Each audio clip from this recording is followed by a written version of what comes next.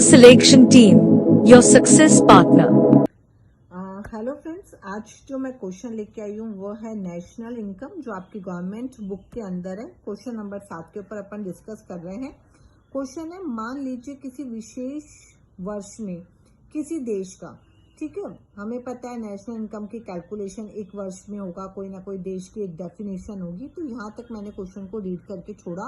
Then after मैं आगे बढ़ती हूँ कि सकल घरेलू उत्पाद एक्ट मार्केट प्राइस, ठीक है, यानी सकल घरेलू उत्पाद बाजार कीमत पर 1100 करोड़ रुपए था।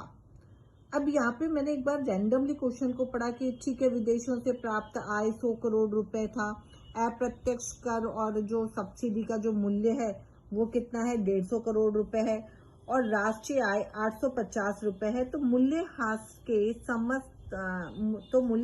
समस्त मूल्य की गणना कीजिए। तो यहाँ पे सबसे पहले मैंने देखा, यहाँ पे भी करोड़ रुपए है, यहाँ पे भी करोड़ रुपए है, यहाँ पे भी करोड़ रुपए है। तो कहीं ना कहीं मैंने करोड़ रुपए को साइड में रख के सिर्फ ये डेटा उठा लिया, और बाद में जो भी आंसर आएगा उसमें लास्ट में मैं करोड़ रुपए लिख दूंगी। अब इस क्वेश्चन को अच्छे से एक्सप्लेन करने के लिए मैं सबसे पहले इसको हिंदी से इंग्लिश में इसकी जो टर्म है उसको लिखूंगी। सकल यानी ग्रॉस, घरेलू यानी डोमेस्टिक, उत्पाद यानी प्रोडक्ट, बाजार कीमत यानी मार्केट प्राइस कितने हैं, 1100 करोड़ रुपए। तो मैंने इसको सबसे पहले लिखना शुरू किया, और क्या लिखा, सबसे पहले gross domestic product act market price कितनी है, 1100 रुपए है, 1100 करोड़ रुपए है, ठीक है। इसके बाद में जब अपन आगे चलते हैं तो दूसरा हमारे को क्या दे रखा है, 1100 करोड़ रुपए के बाद में विदेशों से प्राप्त निवल यानी शुद्ध कारक आय, यानी NFI है, net factor income from abroad. Net factor income कहाँ से प्राप्त हो रही है, इनकम फ्रॉम एब्रोड, यानी विदेशों से प्राप्त शुद्ध साधन आय कितनी है, 100 करोड़ रुपए। तो यहाँ मैंने अगला मेंशन किया NFIA कितनी है, 100 करोड़ रुपए, 100 करोड़ रुपए, ठीक है। आगे हमने पढ़ा अप्रत्यक्ष कर मूल्य तथा उपदान यानी सब्सिडी का मूल्य कितना है, 150 करोड़ रुपए है। याद करो, शुद्ध अप्रत्यक्ष कर की बात कर रहा है, ये अप्रत्यक्ष कर और सब्सिडी का अंतर की बात कर रहा है, जिसको अपन NIT के रूप में दर्शाते हैं। नेट शुद्ध, इनडायरेक्ट टैक्स शुद्ध, अप्रत्यक्ष कर जो होता है टैक्स व सब्सिडी का अंतर होता है बेसिकली, ठीक है। और इस NIT के साथ में हमेशा साइन वही होता है जो हमारे टैक्स के साथ में साइन होता है।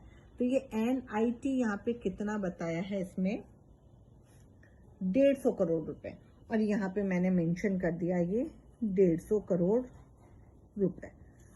अब इसके बाद में ये बता रहा है हमको, लास्ट जो दे रहा है कि राष्ट्रीय आय कितनी है, 850 करोड़ रुपए, ठीक है। राष्ट्रीय आय यानी NI नेशनल इनकम, जिसको अपन बोलते हैं NNPFC, net national product act factor cost, साधन फैक्टर साधन लागत पर शुद्ध राष्ट्रीय उत्पाद। ये कितना बता रहा है क्वेश्चन अपन को, 850 करोड़ रुपए, 850 करोड़ रुपए।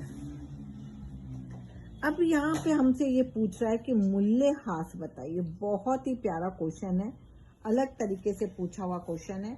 तो सबसे पहले देखो, हम इसको एक समीकरण फॉर्म में लिखेंगे कि मुझे पता है, सीधी सी बात है कि यदि मुझे GDP और MP निकालना है, कोई सा भी एक फॉर्मूला मुझे यहाँ से उठाना पड़ेगा। तो एक फॉर्मूला मुझे यहाँ बनाना पड़ेगा, मैं बना रही हूँ GDP MP यदि मुझे निकालना है, या इससे दूसरा मेरे पास फॉर्मूला है NNPFC का, यानी इसको मैं बराबर कर देती हूँ FC, ठीक है। इन दोनों में ग्रॉस और नेशनल का अंतर ही मूल्यह्रास है, तो इन दोनों का मुझे काम करना ही अति आवश्यक है।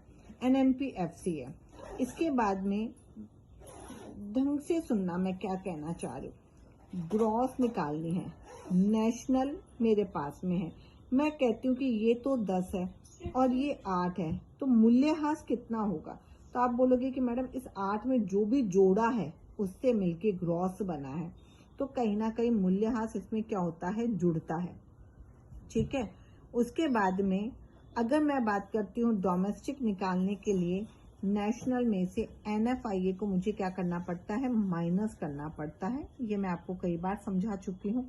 और लास्ट में MP पहले है, F बाद में है, तो टैक्स गंदे होते हैं घटा देंगे, सब्सिडी अच्छी होती है जोड़ देंगे। ये फॉर्मूला यहाँ पे क्या हो जाता है, उल्टा हो जाता है। टैक्स जुड़ते हैं और सब्सिडी माइनस होती है। और अभी भी मैंने बताया था कि जो टैक्स के साथ निशान होगा वो यहाँ लगेगा, यानी प्लस NIT हो जाएगा। वैल्यू पुट करो इसके अंदर। GDP MP कितनी है, 1100, इक्वल्स NNP कितनी है, 850, प्लस मूल्यह्रास कितना है, पता नहीं, तो इसको मैंने यहाँ पे मूल्यह्रास ही ले लिया। माइनस NFIA कितना है, 100, और बाद में अप्रत्यक्ष कर कितने हैं, 150, शुद्ध अप्रत्यक्ष कर 150। चलो इसको सॉल्व करो। 850 माइनस 100 हुए 750, प्लस 150 हुए, सॉरी एक बार वापस देख लेते हैं। 850 में से माइनस करो 100, 750, 800, 900, यानी मेरा फॉर्मूला हो रहा है 1100 इक्वल्स 900 प्लस मूल्यह्रास।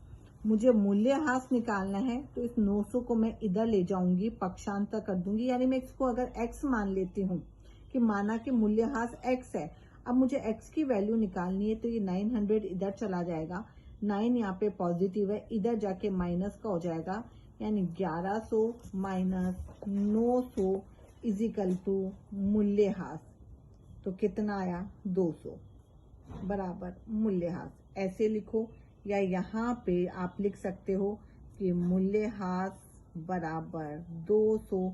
याद करो अपन ने करोड़ रुपए छोड़ा था, तो ये करोड़ रुपए हमारे यहाँ पे आंसर आ जाता है। ऐसी ही और जानकारी के लिए क्लास को लाइक करें, शेयर करें और चैनल को सब्सक्राइब करें।